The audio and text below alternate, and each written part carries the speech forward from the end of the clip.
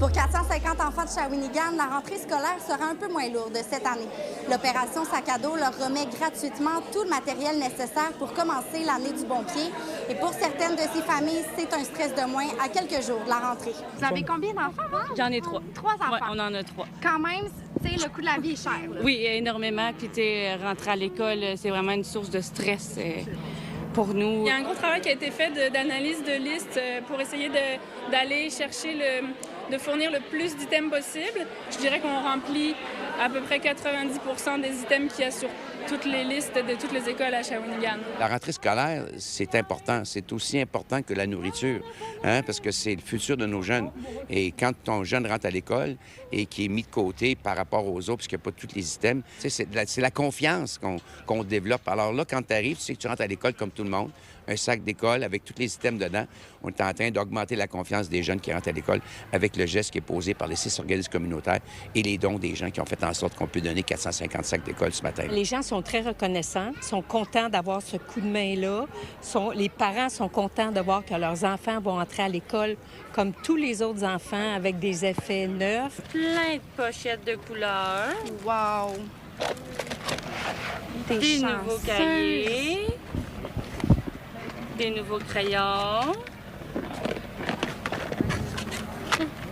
Puis, ta boîte à lunch qui est dans le sac à... Boîte à lunch aussi? Oui, avec une nouvelle boîte à lunch. On évalue que la totalité de ce qu'on offre, fait que du sac à tous les crayons, les effaces, la colle, les ciseaux, on donne la boîte à lunch, les étuis à crayons, les cadenas, les calculatrices. En moyenne, c'est à peu près une valeur de 150 qu'on permet, dans le fond, qu'on donne à un enfant. On a donné 55 000 à 6 organismes différents et j'ai confirmé aujourd'hui que l'année prochaine, ils vont être sur notre liste. Alors, il y aura au moins 10 000 de plus en partant. C'est quand même beaucoup. C'est aussi le fun qu'ils choisissent eux-mêmes leur sac à dos, leur boîte à lunch, leur étui à crayon.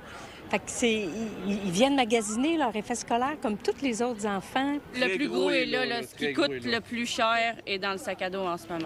Ce qui reste à aller acheter, c'est 2-3 petites bricoles au Dollarama. Puis... Oh, les trucs qui peuvent durer dans le temps. Oui, ils vont être winner jusqu'à la fin de l'année. Est-ce que tu es prête pour l'école? T'avais t'as hâte? T'avais hâte de venir chercher tes affaires scolaires, hein? Oui. Et Shawinigan n'est qu'un des 30 points de service de l'opération Sac à dos au Québec. Au total, plus de 12 000 enfants et adolescents recevront du matériel scolaire cette année. À Shawinigan, Coralie Morancy pour Nouveau Info. À la veille de la rentrée scolaire, le Club des petits déjeuners lance sa campagne annuelle de financement alors que près d'un enfant sur 3 au Québec vit dans un ménage touché par l'insécurité alimentaire. L'organisme soutient présentement 670 programmes de déjeuner qui rejoignent plus de 105 000 jeunes du Québec. Cette année, les producteurs de lait doubleront les dons recueillis jusqu'au 31 octobre afin d'aider le club à répondre à une demande grandissante. C'est 160 écoles qui sont sur la liste d'attente présentement. Puis on a remarqué aussi dans les 2 dernières années une hausse de présence de 30 dans nos programmes qui existent déjà. Donc, on est à un taux de présence là, de 70 à 80 à tous les jours. Ça veut dire que les besoins sont là. Ça veut dire que les enfants ont besoin de manger. Je pense que comme société, en fait, quand on regarde tout ça, on n'a pas le loisir de laisser des enfants sans avoir accès à un déjeuner. Il y a plein de ressources qui sont là pour aider les parents d'école maison. Puis, je dis et je le redis, un parent est la meilleure personne qui peut enseigner à son enfant. Rachel Mascotte a pris la décision de quitter le système scolaire public pour enseigner à ses 4 enfants, dont 3 sont au primaire, à la maison. Après un an de préparation, elle et son conjoint, Francis Pelletier, lancent la plateforme Scolia pour venir en aide aux parents éducateurs du Québec. En étant à la maison avec les enfants, on a comme créé un réseau de parents à la maison. Puis on a vu que c'est la même chose dans toutes les familles. Tout le monde est un petit peu seul dans ça, où ils ont quelques outils à gauche, à droite, mais tout le monde avait comme cette espèce de besoin-là d'avoir un accompagnement. Il y a beaucoup de parents qui n'osent pas faire l'école maison parce qu'ils ont eu des insatisfactions du milieu public, mais qui se disent qu'ils n'ont pas les capacités à le faire. On s'est assuré que le cursus du primaire au complet, donc que ton enfant soit en première année ou en 6e année, il peut faire les mêmes missions.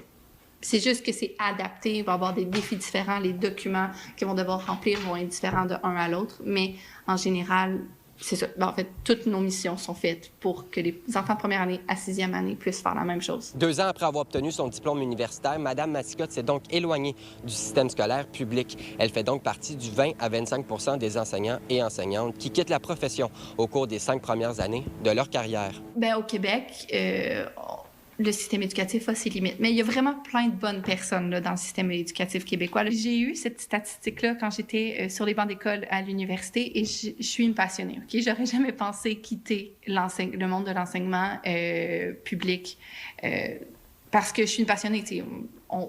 Une passionnée, ça continue toujours, tu sais. Et puis finalement, ben c'est plusieurs déceptions, c'est plusieurs de voir que on est là pour l'enfant, mais qu'on n'a pas nécessairement le système autour qui peut nous appuyer là-dedans. Cal says look, look, look. Cal says here, here. Cal says touch, touch.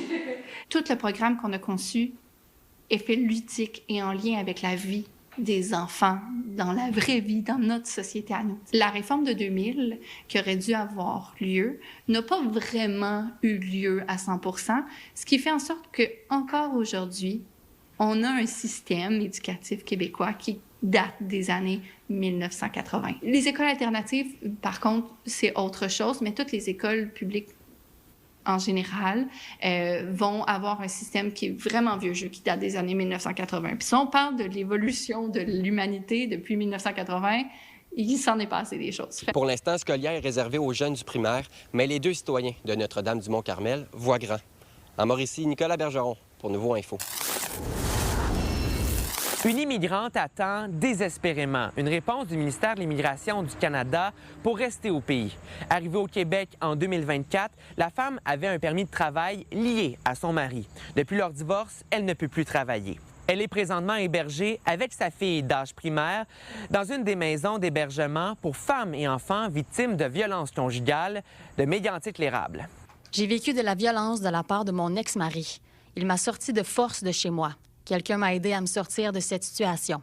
Depuis août 2024, je vis dans une maison d'hébergement pour femmes victimes de violences conjugales car je n'ai plus de travail. La femme immigrante n'est pas à l'abri de recevoir une lettre d'expulsion. Elle espère toutefois pouvoir rester au Canada. Pour elle, il est inconcevable de retourner dans son pays d'origine car elle craint pour sa vie.